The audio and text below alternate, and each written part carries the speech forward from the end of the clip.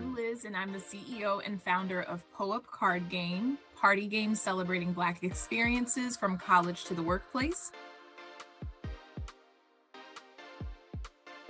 I'm going to talk a little bit about my experience selling on Amazon, specifically my tips for getting started if you are a new seller.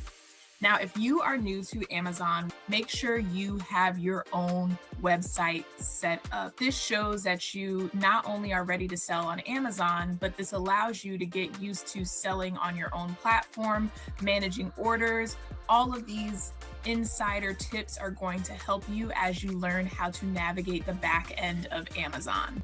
Once you have your URL up and running, the next step is seeing if you qualify for any additional certifications. If you are a Black owned business or you are a woman owned business, you will want to upload those certifications into Amazon so you can have a badge that says, I'm a women owned business, I am a Black owned business, and Supplier Gateway is a really easy tool for getting this certification.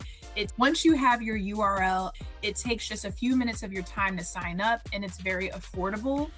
Once you have the certification, you can go on Amazon's website to get set up for selling. And I highly recommend opting into the Fulfillment by Amazon program, FBA. FBA is super important because it takes the logistics out of running your Amazon account.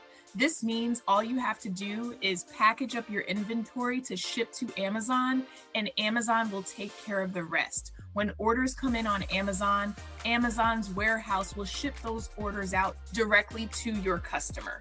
For me specifically, I recommend starting small and testing out how much product you are able to sell on Amazon before you increase the amount of inventory that you ship to Amazon's warehouse. So those are my initial tips for getting ready to sell on Amazon and opting into Fulfillment by Amazon, also known as Amazon's FBA program.